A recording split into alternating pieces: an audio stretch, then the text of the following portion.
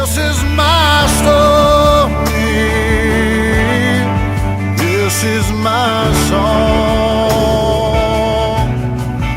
praising my Savior all the day long.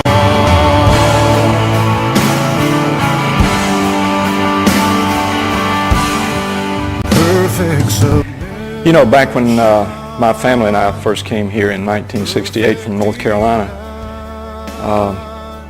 we looked around for a church family or a church home. And we visited 3 or 4 churches in this area and even went downtown to visit some churches, but something just didn't seem to click somehow, you know. Had a good neighbor, Ed Leeson, did me one of the most wonderful favors I can never repay him for it, because he invited us to Sunday school. And we came that Sunday, and it was a Sam McConnell Sunday school class. And after that class, I looked at Sarah and my wife, and I said, I don't know where we're going to church, but I know where we're going to Sunday school. The examples that were set by the Sam McConnells and the Herb Criswells and the Frank Coulters and Maurice Arnolds and Glenn Arnolds, they took our children and almost helped raise them.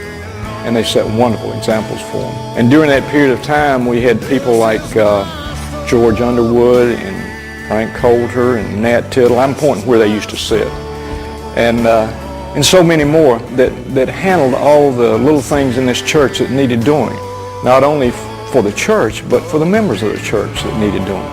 Didn't have an official title or anything. They just did it. And all this time I was seeing this, you know, and I was partaking of this. And finally, when I retired, I realized it's my time to be on the giving end. And I'm going to tell you something. The giving is even more fun and more fulfilling and more wonderful than the receiving part. Several years ago, my son suggested to me that a good thing to do would be have a group of guys that would look after the affairs that needed tending to of those in the church that were unable to do them, carpentry work, electrical work, or plumbing, or things like that.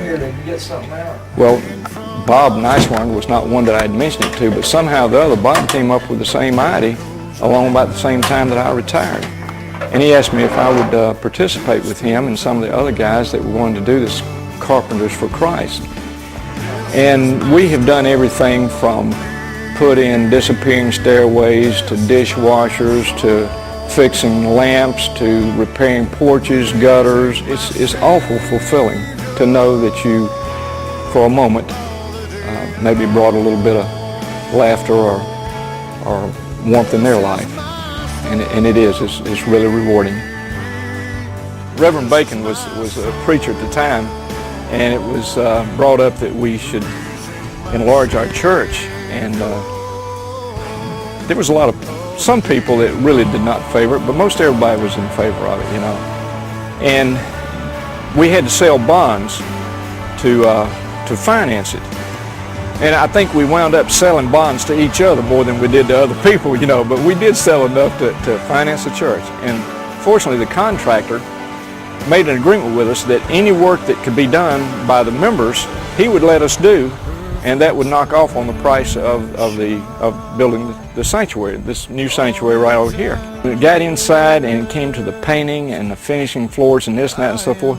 You have never seen such a togetherness as the people in this church showed. It's the most together effort.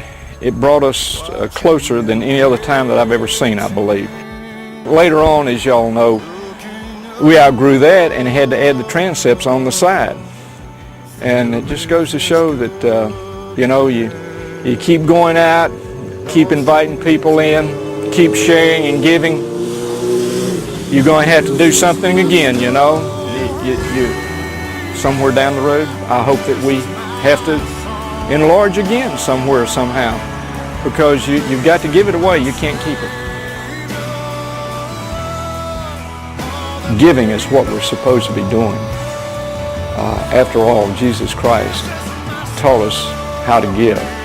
He gave the ultimate gift, and of course none of us can reach that level. But you can't receive Jesus Christ into your life and just keep him locked up there. You've got to give him, and you've got to give that. There's no other gift that you could begin to give to someone as precious and as meaningful as that. So giving, whether you realize it or not, is more rewarding than the receiving. And you don't do it for that effect. You don't do it to feel good. You don't do it to have people pat you on the back or anything like that. You do it because it's the right thing to do. And that's the way your mom's raised you.